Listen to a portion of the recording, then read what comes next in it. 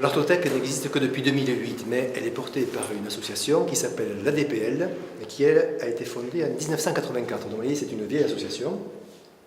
C'est une association pour le développement d'une politique de la lecture en milieu rural. Voilà, une politique, ça sous-entendait moins du long terme. Elle a 30 ans, donc déjà nous avons réussi. L'Artothèque, c'est autre chose, mais quand même c'est important de le dire, parce que quand en 2008, moi j'ai fondé l'Artothèque, la question m'a été posée, mais pourquoi une Artothèque? Qu'est-ce que ça a à voir avec la littérature de jeunesse? Et je disais, en fin de compte, c'est exactement la même chose. Il y a aussi à lire, il y a à comprendre, il y a aussi à s'émerveiller, il y a aussi à découvrir l'objet lui-même, hein, ne serait-ce que par les formats. Donc, c'est dans la droite ligne des objectifs de la DPL. Elle compte maintenant une cinquantaine d'artistes, qui sont à peu près pour la moitié du département et l'autre moitié de toute région, puisque celui qui est exposé aujourd'hui est parisien, qu'il y en a de la Méditerranée, jusqu'à Paris, en fait de la France entière, et jusque sur la côte basque.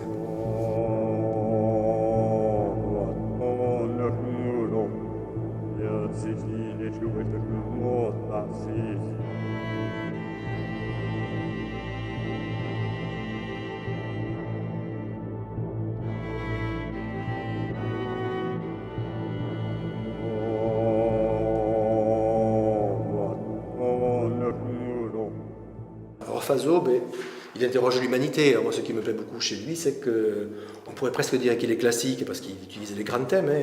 Le sacré, là, vous avez juste derrière moi sa traduction de la scène, en fin de compte. Là, d'autres œuvres qui parlent encore du sacré, mais aussi de notre simple condition d'être social.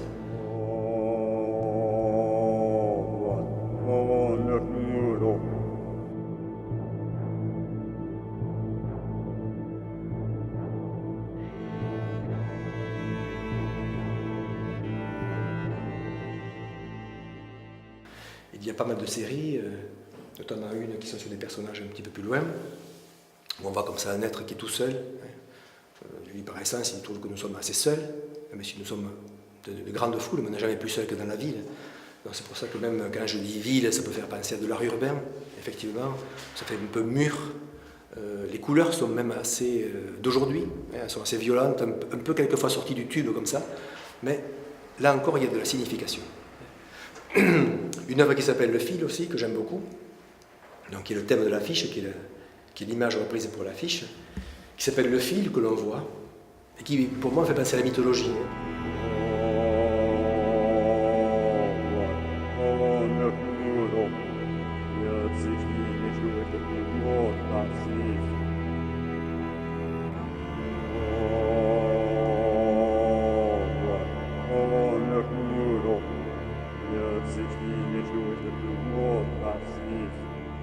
Il ne faut pas se fier simplement à l'épiderme des tableaux que l'on voit, même quand ils font un peu d'écho.